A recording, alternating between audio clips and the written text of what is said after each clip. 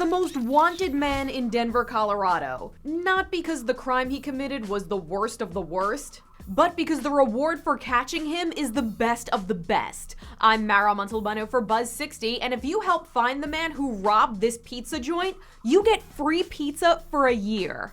The owner of Kaos Pizzeria says the man seen in the surveillance video is white, about 6 feet tall with a shaved head. He was caught on video breaking into the pizzeria and stealing about $1,000.